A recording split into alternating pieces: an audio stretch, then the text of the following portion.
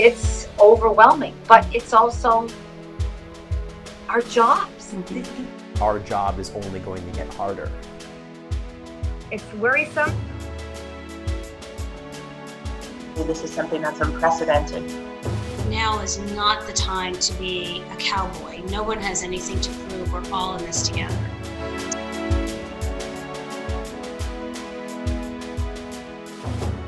Welcome to Reporting from the Frontline of a Pandemic. I'm Isha Marathe, and I'm here with Bob Ward. He's a news reporter at Boston-25 News in Dedham, Massachusetts.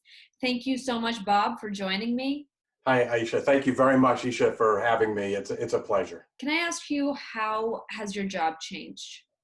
My job has changed dramatically. I'm a reporter, so I am used to going out on the road, out in the field, physically talking to people one-on-one. I can't do that anymore.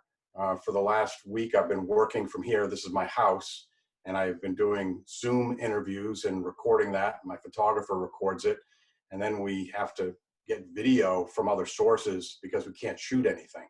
So we're doing social distancing from our subjects, and we're also doing social distancing from each other. It's a very strange way to work. I'm happy to do it right now. It's not my preferred way to do it. I think nothing beats being someplace, seeing it for yourself, and talking to people face to face. We're doing it now this way because we have to. Has it made you appreciate it a bit more, do you think? Just the ability to go wherever you need to go at any given moment? Yeah, no doubt about it. You know, we're not a union shop, so I've been able to use my iPhone to take a couple of pieces of video that we need, but it's not, it's no substitute for having a photographer shoot his or her own video and getting right in there and doing things. And even the interviews themselves, the interviews now, they want us to keep them short to about 5 minutes, maybe 10 minutes at the long end of it, just so that we don't have a big video file that has to get sent to the station later. And that's another constraint. I usually use my videos to get across, I try to think of some questions as I go along based on what the person is saying. And now I find I'm making sure that I get the basics, then I have to stop things. So I do appreciate the way I've done it for my entire career. But, if anything, in broadcast journalism, you're always looking for workarounds. There's always some obstacle every single day when you're out getting a story. This is another one, only this time it's going to be a 6 to 8 week obstacle. So I hope it's only 6 to 8 weeks. Right. We're all hoping. How has Boston-25 dealt with it on a whole? Was it a quick process to decide, look, we're all going remote?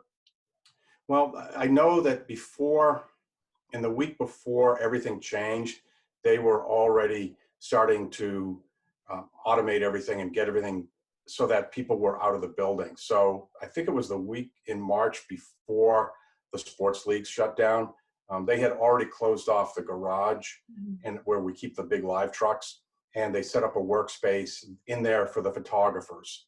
And it was a gradual process, and they had to figure this all out. What do we need, for the reporters and the crews? And then they had to send the editors. We have, a team of editors at the station too. They had to set them up remotely. They had to set up some of the anchors remotely. And then finally they got to the spot that we're in right now, where hardly anybody's at the station right now. So that took a few weeks, and it's not been an easy process because none of these things that we have that we're using are designed to be used in the way that we're using them right now. It's not broadcast journalism equipment. And so we've been running into some hassles, but thankfully I have not yet missed my time in the newscast. I've met all my deadlines, and I got my fingers crossed so I can keep that streak alive, because, you don't want to miss a deadline. Have you ever dealt with anything like this in your career before? No, I mean, I liken this to, blizzard coverage, only there's no snow, and it's just going to go on forever. That's exactly what this is. It's like a giant storm has hit us, and this is an unknown, unseen enemy, and we don't know when this is going to lift. The only thing I can compare this to outside of a snowstorm would be the Boston Marathon explosions. It was the same sense of dread, if you will, when you went out. Every day seemed to have worse news than the day before, but that unfolded rapidly, and that was 1 week. And then it was over, and then we started shifting back into what we always do. But there's really, I've been struggling to find anything to compare to what we're going through right now. So why does it feel important to kind of maintain this sense of consistency for your viewers? People want to know what's going on. There's a lot of anxiety out there. I think people are adapting very well. We're not seeing, we're not really reporting on too many cases where people are acting out negatively. I think there was that incident, was it last week? Somebody was at a grocery store and spit on some food, and then you had a fight or a brawl. That was a one-off. And I think most people are just getting through their day the best they can. And they want to make sure that, they're going to be okay and their families are okay. But they also want to know what's going on beyond their four walls. What is the governor doing? What's the mayor doing? What are the cities and towns doing? What can I do? What's everybody else doing? And that's why it's so important. What our role is as journalists is to be able to be their eyes and ears, which we are anyway, but I think it makes it that much more, our jobs are much more important now than they've ever been. And have you been getting any feedback from your viewers? Just a little bit. Some of my stories, people are, I've been doing a range of stories. Typically, when there is no COVID-19 going on, I am a crime reporter. And so I really deal with the worst of the worst. And I keep updated on various investigations and court things. And that's kind of what I do. Mm-hmm. This is very different for me. So people are seeing me in a different light. Mm-hmm. So one day I interviewed Johnny A., who is a rock musician in New England, kind of a big deal if you're into that style of music. And I talked to him over Zoom about the challenges that he's facing. Next day, I was doing a story on funeral directors, and I was talking to them about the challenges that they're seeing right now. Yesterday, I was back into my police mode, and I was talking to police departments about what they're seeing. So it's kind of all over the place. I did do a positive story about a week ago about a woman in Shrewsbury who's been raising money to buy the masks that the first responders and medical officials need, the N95 masks. She raised like $50,000 to buy 3,000 masks. Wow. And I got a nice reaction to that. So it almost depends on what the story is that we're covering. I don't want to add to the panic, and I am looking for good stories, feel-good stories that kind of, reaffirm your faith in humanity. So those stories tend to get a nice feedback because I think there's a lot of anxiety out there. People are worried about their jobs. They're worried about getting sick. They're worried about people who might be loved ones who might be in a nursing home or a hospital and they can't even go to see them. So I think, we need to tell people what's going on and how dire it is, how dire everything is. But I think at the same time, we also, if we can see the good out there, we should be reporting on that as well. And we are. That seems important, doesn't it? A lot of times, especially in these times, I know I've spoken to family and friends, and a lot of people say, I don't want to look at the news. I don't even want to open a newspaper. Everything is so sad, I just don't want to look at it. But there's this information that they do need. So how do you, package that in a way that people want to look at it? Exactly. So I have not been covering the governor's press conferences. I have not been involved in any of that yet. Maybe I will be next week. Who knows? The nature of the beast. But you're right. I think people are getting a little bit overloaded with certain types of stories, and it's sort of an unrelenting drumbeat of negativity. And so if we can find something that maybe eases the burden a little bit, I think it's a good thing to do, because it is important to see how our community is responding. I'm stuck in this house. I can't, I go to the grocery store and then I come home. I'm not doing anything more than that, just like everyone else is. So that creates anxiety, I think, and fear. And you don't know if you're going to have your job if, I'm not talking about me, but most people don't know if they're going to have their job next week if this continues to go along. And just think of all the negative things that brings up. So when you hear stories about, I know today I pitched a story about a woman who just was diagnosed with cancer her second time through, and the community in Mendon is going to do a drive-by today of people just to lift her spirits. And I'm not working today, but I let the station know about it, and they're going to try to get somebody out there. I think that's an important story to do, to show a community responding in a time of real crisis. And for that woman, it's a time of her personal crisis. That's who we all are in New England. I honestly think that we are good people who look out for each other, despite what goes on the political level. Everybody's pretty much looking out for each other. And we can see it right now over the last 4 or 5 weeks in this crisis. And I don't see that changing anytime soon. So I want to make sure that as I look for stories to cover, if I find something like that, I can at least pitch it and try to do it. What has been the most surprising for you that that you've gleaned from your time reporting on this pandemic so far? That's just the total lockdown. I never thought this could happen. I really didn't think this could happen. I'm one of those people that when you started hearing about COVID-19 back in January and February, I knew it was out there, but I didn't think it would ever rise to this kind of level. I mean, we've had the issue with H1N1, swine flu. Those were the two big ones, right? I might be missing one. H1N1 was swine flu. Mm-hmm. We had those things happen, but we didn't have this reaction. So I wrongly thought that that's what this would be like. So the biggest surprise is just how everything is shut down, and then how most people have obeyed the rules that are in place, the social distancing rules. Thankfully, what you saw in Florida, the spring breakers, seems to have been an isolated issue out there. I'm sure there are people violating that around. We just don't see it. Mm-hmm. But by and large, the millions of people that are in New England, they're holding the line and they're doing what they have to do. And let's see over the next week or so if that is going to help flatten the curve. It seems to be, but I think it might still be a little bit too early to know for sure. And what's been the hardest thing for you personally covering this? The hardest thing is the technology, dealing with the technology, and sometimes it works, sometimes it doesn't. And when the technology fails, I've been doing this since 1983. And when the technology fails, it can make you feel really stupid really fast. Like you know what needs to be done, you want to do it, but now all of a sudden there are all these technical steps in the way that are preventing you from doing it. Mm-hmm. And a computer like we're using right now, as I said before, I don't know if this computer was designed to do what I'm asking it to do. So all the buffering issues, feeding, all that sort of thing. That to me has been the hardest part. And then also thinking up the stories that we have, trying to find something that hasn't been reported already. That's also difficult too. I can't go, I guess I could go in my car and drive somewhere, but I'm really not supposed to. And where am I going anyway? Everybody's in their house. I don't have a photographer, so I can't, even if I found a group of people, I just wanted to do a story, say about attitudes, which I think are important too.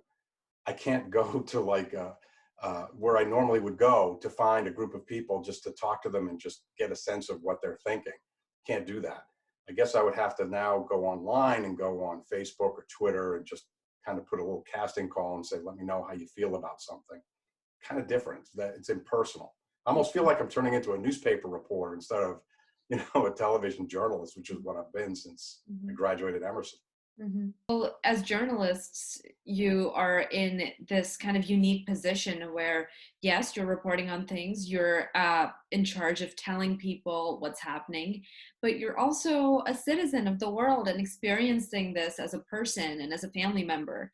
How are you kind of coping with that dual identity, I wonder? It's not easy. You're trying to weigh, what is going on with the world with what's going on in my own house. Listening to what the president says, the governor says, or the mayor says about the scope of the problem, or the medical community, what they say they're seeing, and then just looking at my own family and wondering how that's going to impact us. It's not an easy thing. And, I feel anxiety too, just like everyone else does. Right. These are not easy times. These are kind of dark times. I think we're getting through it okay. And I hope that in a few weeks, things will start returning to normal, but it's anyone's guess right now. No one can say for sure when this is going to end, when it's at least maybe we'll start seeing a thaw in some of these lockdowns that we have. And then, you think about what's the world going to look like on the other side of this? What will the new normal be? I kind of doubt we're going to be, going to concerts at Gillette Stadium or ball games at Fenway Park this summer. I really doubt anyone's going to want to be in a crowd of 50,000 people. Or even 20,000 people, or even a convention, or go on a vacation where other people are. I think this is such a traumatic event for the population, for everyone, that's going to take a while for us all to get over. I think we're resilient, but I think we all have an element of PTSD as well. So we'll see how it goes. Any small coping mechanisms or any things you're doing to keep yourself sane and, be present as a reporter? Sure. just like everyone else. I have a dog. I take him out for a walk, and I just kind of try to clear my head a little bit when things get a little bit too much, and I try to focus, with journalists. I think what we do is we put our heads down and we think about the task that's right in front of us. We try not to think too much about some of the bigger issues because you wouldn't be able to work. When the marathon bombing happened, I was out in Watertown when Tsarnaev was arrested, and I was right outside the house, and they brought the ambulance right in front of me as he went by. I heard the gunshots. It was all going on around me, and I was on television, on live television the entire time for our station, and then Fox picked it up and they put it on Sky News. It was all around the world. I didn't know any of that, thank God. But you just, it's the same right now. You just dig down, you focus on what the task is right now, and you have tunnel vision, and you just get it done.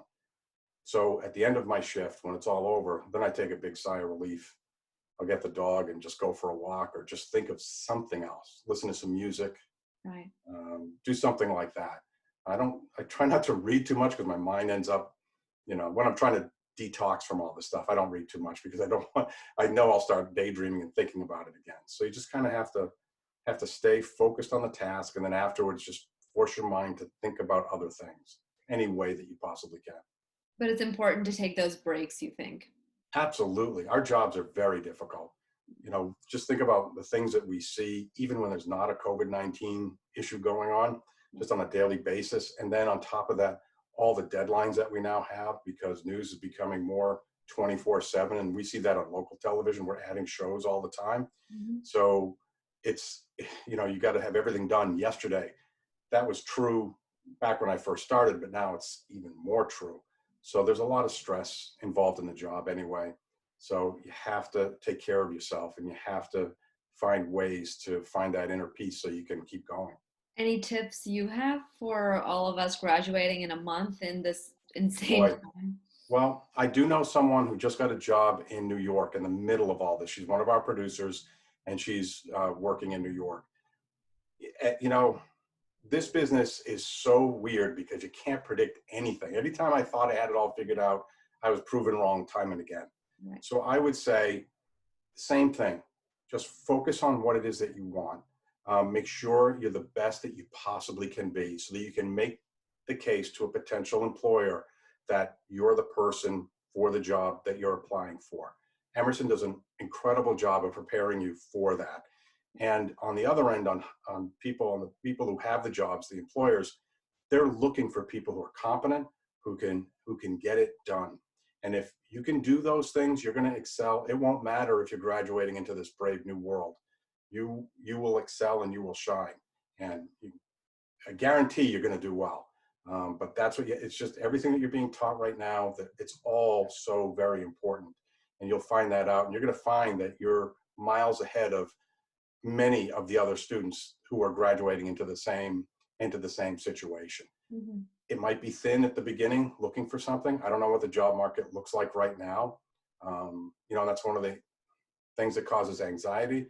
Advertisers are not advertising right now because of what happened. So therefore, our people in our industry are facing furloughs and pay cuts, and some people have been laid off. We haven't seen any of that at our place, but I've been reading about it across the country that is happening.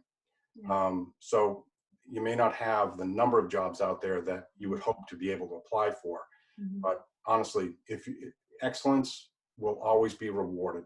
And as long as you just stay true to what you're doing, you're going to do great things. That's encouraging. Thank you. We're going to see in the next couple of weeks, one of the things that I'm concerned about is that so far, it seems like as bad as it is, the numbers are that we see, because we've been doing the social distancing, because of all these steps that have been taken to flatten the curve, it looks like the number of cases of people dying and the infections, it's not as harsh as it could have been. So you do hear people talk about that things are getting better. I just hope that people don't jump the gun and try to resume their lives before that happens, because it's still out there. I don't want to be an alarmist by any stretch, and I'm an optimist by nature, and I want things to go back to normal as soon as possible. But I'm really hoping that people have been great so far. In the next couple of weeks when the weather gets warmer, they can still resist the temptation to be out with too many people at the same time. So that's going to be the big story, I think, going forward is, people, unlike a blizzard where you can see the snow and no matter what you say, you can't go out on the road and drive on an icy road that you can't pass. So you have to stay in your house. Unlike that, this is invisible. And we're not seeing, because it's kept away from us behind the walls of a hospital, we aren't literally seeing the deaths and the illnesses. Right. And I just am concerned that a lot of people might take that as a false sense of security, that it wasn't that bad, we're fine, I'm going to go back to work, or I'm going to stop all these things, these social distancing practices that have been successful so far. So that's going to be the issue as we move forward. So as an optimist, I'm going to say, I don't think that's going to happen, but that's what I'll be keeping an eye on. Thank you, Bob. That's welcome, Isha. all that I have for you today. But thank you for taking the time to talk to me. And more importantly, thank you for all the work that you're doing to keep everybody informed and safe. I think that's vital right now. And thanks to all of you for watching this episode of Reporting from the Frontline of a Pandemic. I've been talking with Bob Ward, reporter from Boston 25 News in Dedham, Massachusetts.